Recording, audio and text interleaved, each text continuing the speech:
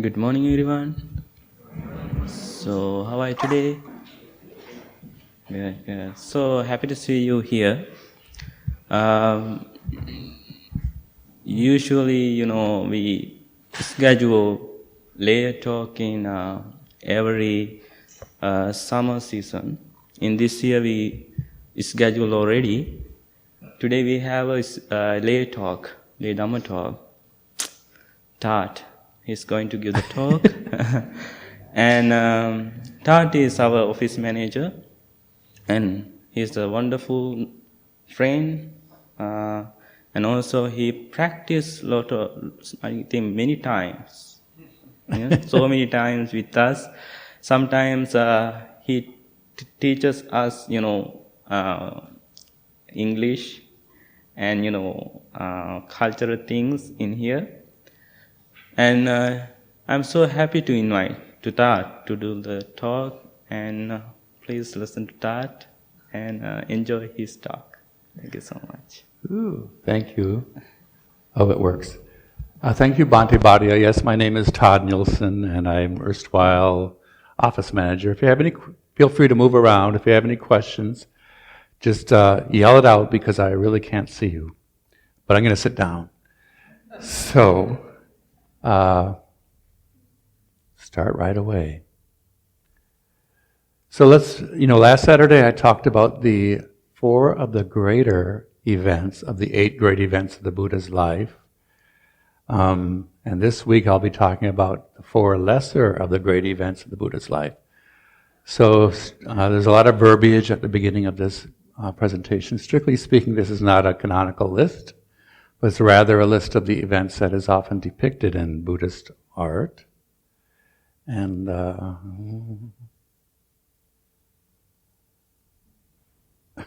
sorry.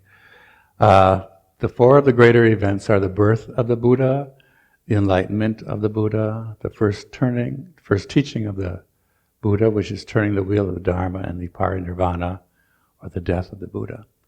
That was last week's. This week is the 4 lesser wonders or miracles. The first one is the display of miracles. I should say the 5th one, to confound magicians who were using their tricks to lead people astray. The Buddha used his supernatural powers to perform true miracles. This happened in Shravasti, which is in northern India. The 6th one is taming the mad elephant. The Buddha's jealous cousin, Devadatta, who was also a monk, set the vicious mad elephant Nalagiri stampeding toward the Buddha and the other monks and the nuns. This will all be illustrated soon. The 7th one is descent of the Buddha from the heaven of the 33 gods. The Buddha's mother died 7 days after his birth and was reborn in Treyas Trimsha heaven, which means the heaven of the 33 gods. I think it's Tavatimsa in Pali. And that heaven is on the summit of Mount Meru, which is the cosmic mountain in the center of our universe, according to Indian and Buddhist cosmology. The Buddha went there during one rainy season to teach her and the other gods, or the devas, the dharma. He returned on a jeweled staircase with gods, monks, and nuns. And then the 8th and last one is accepting an offering of honey from a monkey. While he was on a retreat in the forest, the Buddha was offered a bowl of honey by a monkey. When the Buddha accepted it, the monkey was so happy that he fell out of the tree in which he was dancing and died. However, due to his meritorious gift of honey, he was instantly reborn in the heaven of the 33 gods. So these 4 of the lesser events are more of a didactic sort of parables or legends, and you may make of them what you will, but they all teach a moral lesson. So to recap, the first one is the miracles at Shravasti to confound the magicians who were using their tricks to lead people astray. The Buddha used his supernatural powers to perform true miracles, such as emanating golden rays from every pore of his body. At the end of each of the golden rays, there was a teaching Buddha. He also performed the miracle of the pears in which he levitated into the air and then emanated fire and water from his body. A fierce and wrathful deity known as Mahakala, which I think means the great black one, sprang from the dais the Buddha was seated upon and chased the magicians into a nearby river. I believe the point of this story, or the moral, is to use your understanding of the Dharma to avoid false views. So here is a little difficult to see, but it's details are coming right up.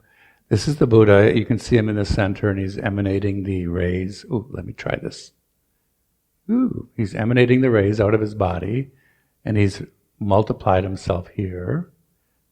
And then here are monks and the gods listening to him. Here is Mahakala chasing these magicians into the river. So here's a close-up, maybe. Yes, here are his multiplying himself up here, and these are the golden rays. Then on the right, you can see, a little difficult to see, but those are monks and nuns with gifts, and there's one of the gods with a conch shell, which is an offering to the Buddha. And then on the left-hand side, more monks and nuns, and some of the gods offering that's a prosperity vase. This is a god offering a flaming wheel of the Dharma to the Buddha. Then here's at the bottom, you can see Mahakala has jumped out from below the dais, and he's flaming red, and there are his helpers, and he's chasing these magicians into a river. They jumped into the river and were washed away. And here is probably Ananda is honoring the Buddha here. Here is a depiction of the miracle of the pears when from the top of his body he shot out flames, and the bottom he shot out water. This is a contemporary depiction from, I believe, Thailand. Here's another one. This time he's shooting out the flames from the right-hand side and the water from the left-hand side. Here's an ancient sculpture where he multiplies himself here. And you'll notice he's always standing on a lotus. In Indian art, anything sacred is put upon a lotus. Here's a sort of a naive example, folk art, where he's multiplied himself here, and here are the magicians sort of skulking away. That's water. Okay, so that's the moral of that one is don't be misguided by charlatans or people who lie through their teeth or make up statistics or insult a lot of people. I think you get my drift. So the next one is taming the mad elephant, Nalagiri. So the Buddha's jealous cousin Devadatta managed to get Nalagiri drunk. Nalagiri is a large elephant. And then sent him, Nalagiri, charging at the Buddha and other monks and nuns. But the Buddha stood his ground and radiated loving kindness. So Nalagiri knelt before him, the Buddha, and received a blessing. So this story illustrates, I'm sure, the power of loving kindness. So here we have I believe this is also from Thailand. And of course we have to add in the story that there was a woman who dropped her baby right in front of the elephant, but the mad elephant stopped in time and the baby was saved. Here we see the Buddha with his retinue of monks behind him, and the woman is screaming there, and there's a mad elephant, Nalagiri. Here we see later in the story, Nalagiri has stopped and knelt before the Buddha. Here's a nice picture. There's Ananda, the Buddha's attendant, also his cousin. And Ananda is the one who remembered everything the Buddha taught. And so at the first council after the Buddha died, all the other monks and nuns asked Ananda, what did the Buddha say? in his 84,000 teachings. So Ananda, who had a photographic memory, was able to recite all of the suttas, which is why most of the suttas start with, "Thus have I heard," because that's Ananda speaking. There's the woman with her baby running away. Here's another contemporary depiction. I think the Nalagiri needs a haircut here. And here's here is a sort of folk, looks like a bedspread to me.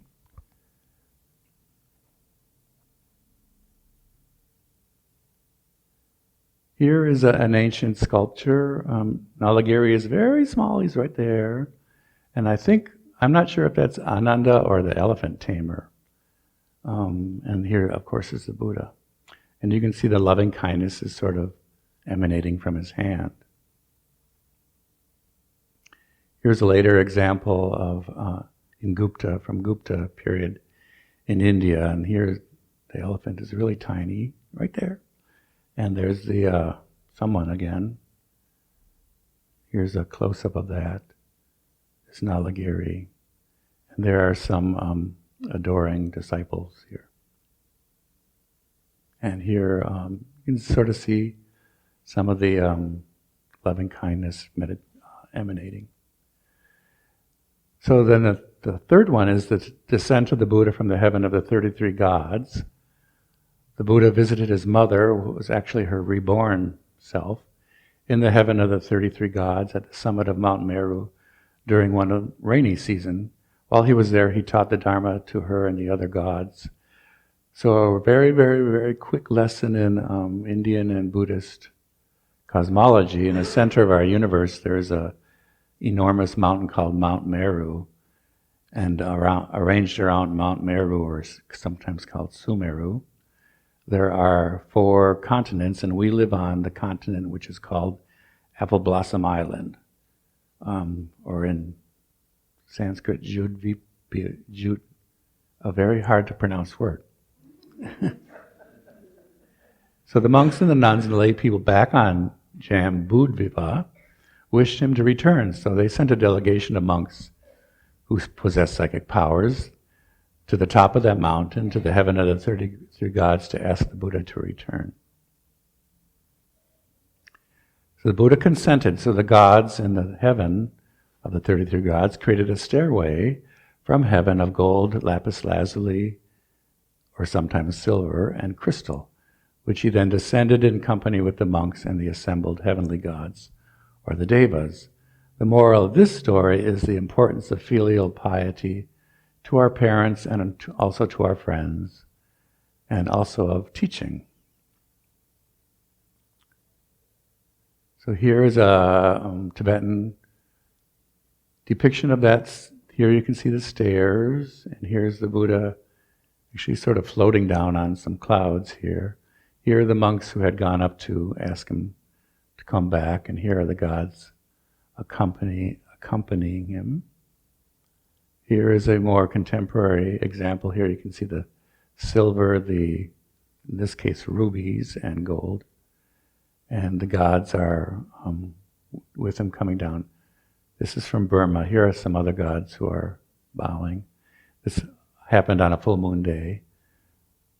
This god is holding a Burmese harp. That's how you can tell it's from Burma. Here is the Buddha teaching in the heaven of the 33 gods. Here are some of the 33 gods. I haven't counted them. And here's someone playing a Burmese harp.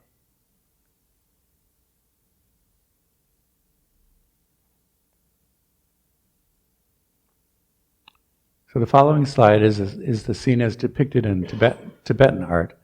Notice that the blue face of Mount Meru, blue face paved with lapis lazuli, is shining on our world, and that's why our sky is blue. So the nun Utpalavarna made a vow to be the first person to greet the Buddha when he descended from the heaven, but she was shoved out of the way by the armies of the neighboring kings who had also come to greet the Buddha. But by the power of her vow, Utpalavarna was able to take the shape and the appearance of a great emperor, and was admitted with her chariots and troops into the front row. The Buddha blessed her and told her that someday she would be a Buddha also. So here is the entire thing. This is actually a thangka painted for me by a friend of me, Aung San Sherpa, who is now a famous contemporary Tibetan artist. But when I met him, this like 20 years and more ago, he did only traditional art. So I asked him to do this thangka for me in honor of my parents, who had both recently died. And so here you see Mount Meru, and that's lapis lazuli. And there's the heaven, hard to see, there's details coming up. There's the heaven of the 33 gods. Here's the ladder or the stairway from heaven, and he's sort of floating down. At the bottom of Mount Meru, there are 7 rings of hills and 7 rings of oceans. And here are the people and the emperors and kings who have come to greet him. Here is the, went by itself. Here's a detail. Here are the gods showering down flowers. Here's the heaven of the 33 gods. They can hard to see, but the Buddha's teaching there is mother and the other gods. Here's a stairway of gold, silver, and crystal. Mount Meru again. You can see some of the places where the gods live going up to the top of the mountain. And here, one of the gods is holding a parasol over the Buddha. Here are rainbows sort of floating up into the air. Here's a better view of the middle part of it. So I think the 2 monks who went up were Shariputra and Moggallana, but I'm not sure. So that's probably them. Here are the gods. Someone's holding a staff. And here are here's our ocean, which surrounds Apple Blossom Island. Here are the emperors and the kings who came to greet the Buddha when he got back down to earth. That is the form of Utpalivala, the nun, who became an emperor. Here is the Buddha telling her she'll be an emperor in the future. And here is a stupa that was built at the site where the Buddha descended back to earth. This is my friend Aung San Sherpa, taken while he was painting that thangka that I commissioned from him.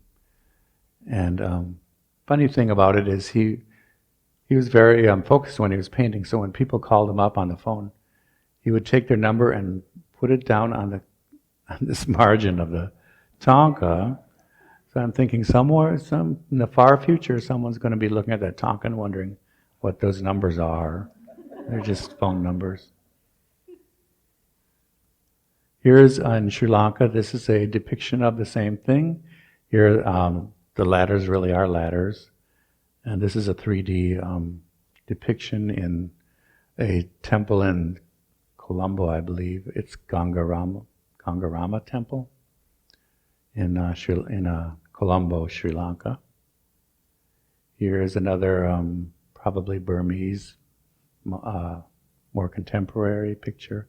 That's Saka, king of the gods. He's always shown as either green or blue. Here's a very old Tibetan thangka. Here's the ladder or the stairway from heaven. Here's the Buddha descending.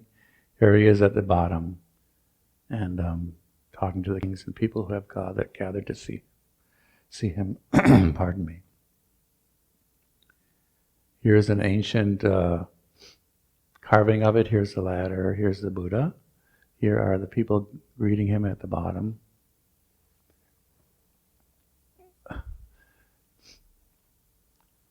Okay, so the last one is the Buddha meditating in the forest and receives an offering from animals. So the following is a depiction of a monkey offering honey to the Buddha. An elephant, the monks were arguing at one time, and the Buddha said, well, I'm just going to let you argue, and I'm going to go off to the forest. Meditate for a while you guys argue it out. So he did. So he went to the forest all by himself, and there was his attendant wasn't even there. So an elephant offered water and fruit to the Buddha while he was meditating alone in the forest. And a monkey saw this, and monkey see, monkey do. And so the monkey decided to offer a honeycomb to the Buddha, but the Buddha did not eat the honeycomb.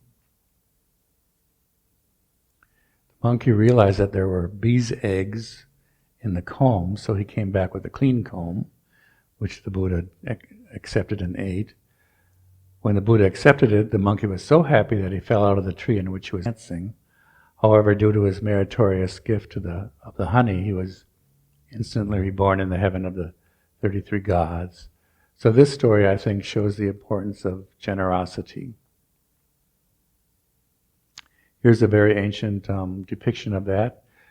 In very ancient Indian art, the Buddha was not shown, his body was not shown.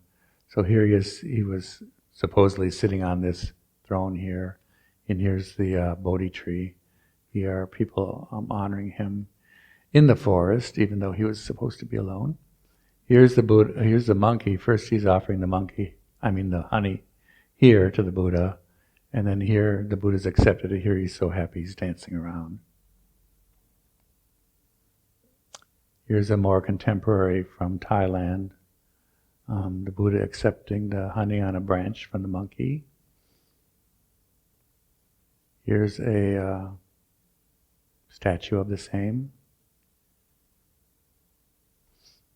Here's this is also from Thailand, actually quite beautiful golden statue of the monkey, and then the Buddha's foot you can see here. Here's a diorama of the same thing. It looks like it's made of sugar or something. It looks almost edible, but you can see the honey here and the monkey. So a lot of times the 8 great events of the Buddha's life are shown in an ensemble, which you see here. And you will often see these in museums if they have an example. I believe this one is in the Chicago Institute of Art. Here's a close-up. Here's the monkey making the offering. And as I was just saying, sometimes the 8 great events are presented as an ensemble. So in the next slides, the enlightenment is shown in the center, and then the birth, well, I'll point them out as we get there.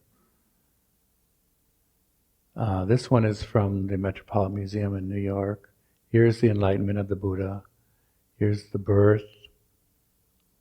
Well, let's go to the next one, because even I can't see it. So here's the birth of the Buddha, as we talked about last week. Here is the first teaching, which you can tell by the wheel of the Dharma here, being adored by the deer in the deer park. And then over here we see, I believe this is the miracles at Shravasti. And this is the getting the honey from the monkey, who's right there. He's very small again. And then at the top here again is the first teaching. Here is the descent from the heaven of the 33 gods, I believe. No, I'm sorry, that's Nalagiri. That's an elephant there. That's taming Nalagiri. This is the death of the Buddha, parinirvana. This is a descent from the heaven of the 33 gods. And this is, again, the miracles at Shravasti. Here is another example in the same configuration. So if you ever see one of these at the museum, you can astound your friends with your knowledge.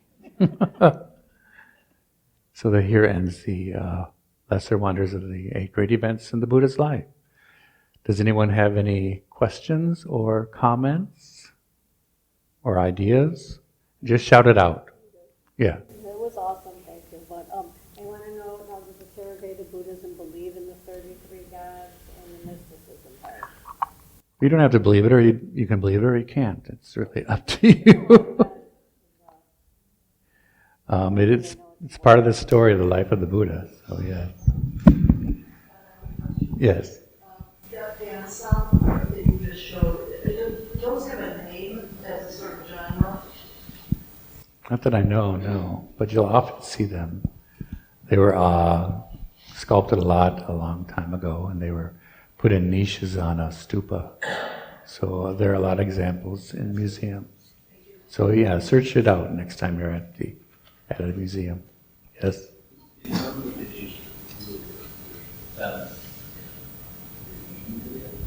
Say again? Some of the pictures Buddha look very feminine. Really? Well, that's my Yeah. Well, that's the artist's prerogative. So, yes. How many of these pieces have you seen actually personally? Example. A lot of them, actually. When I go to museums, I always go to the Asian part and check it out. And that Tonka is mine. It is now in Carlisle, Pennsylvania. I brought it to the temple there, the descent of the Buddha from the heaven of the 33 gods. But if you ever go to my humble abode, you will see a lot of Tonkas that I commissioned from my friend in Maryland. I was just curious, how big were the ones that had the whole compilation of the beats? Yeah, the one of the descent from the heaven of the 33 gods is about half the size of that screen there. So they can be quite large, like 4 by 2 feet. The Tonkas, I mean. And then they're usually framed with brocade and hung on a wall or somewhere else. Any other questions? Great. Well, thank you very much.